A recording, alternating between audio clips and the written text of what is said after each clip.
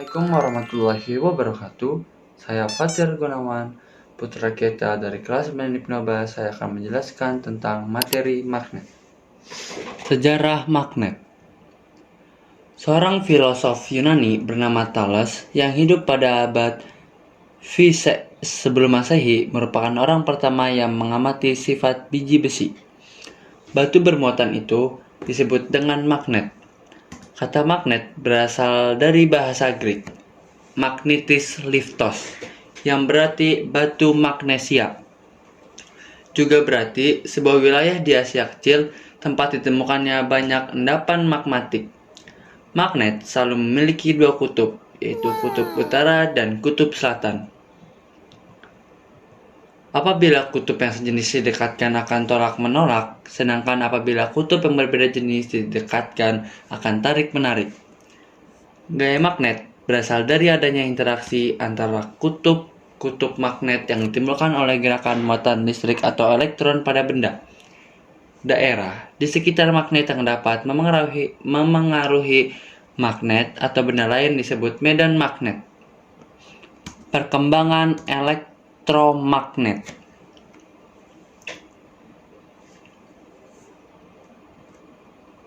Pada tahun 1820, Hans Christian Ørsted menemukan bahwa kawat dapat menolak jarum kompas apabila dialiri arus listrik.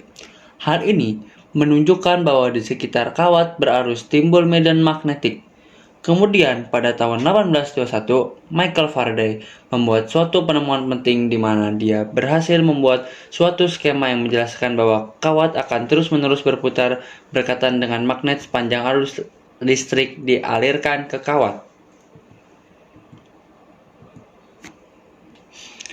Meskipun masih sangat primitif, penemuan Michael Faraday ini merupakan nenek moyang dari semua motor listrik yang digunakan dunia saat ini. Pada tahun 1831, Faraday menemukan bahwa apabila magnet dilalui lewat sepotong kawat, arus akan mengalir di kawat sedangkan magnet bergerak. Keadaan ini disebut pengaruh elektromagnetik, dan penemuan ini disebut hukum Faraday. Gaya magnet atau gaya Lorentz. Hendrik Anton Lorentz meneliti tentang sebuah interaksi penghantar berarus yang diletakkan di dalam sebuah medan magnet. Dia berhasil menemukan sebuah gaya yang kemudian disebut dengan gaya Lorentz. Untuk menentukan arah gaya Lorentz, dapat kita gunakan kaidah tarikan atau kaidah putaran sekrup. Besar gaya Lorentz dapat dihitung dengan rumus F sama dengan I kali L kali B.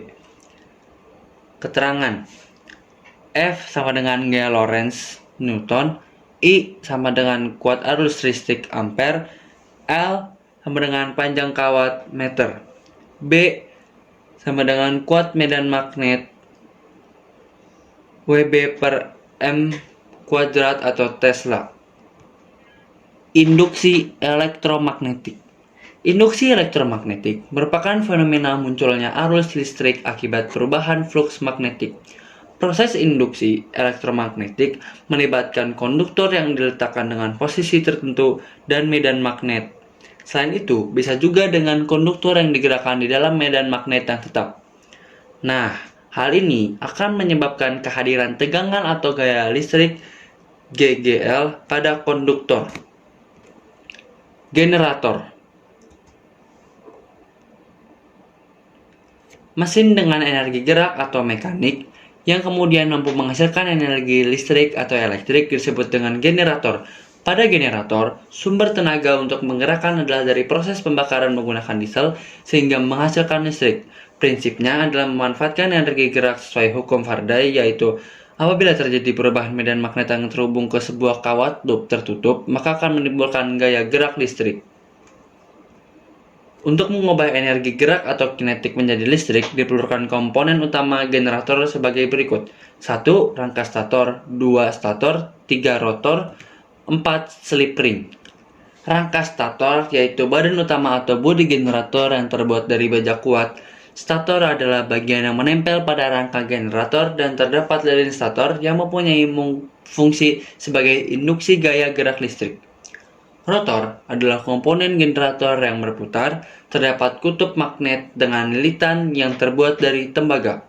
Slip ring berbentuk menyerupai cincin, terdapat 2 buah dan ikut berputar dengan rotor dan poros generator. Terbuat dari tembaga atau kuningan sebagai bahan utamanya. Sekian penjelasan dari saya. Wassalamualaikum warahmatullahi wabarakatuh.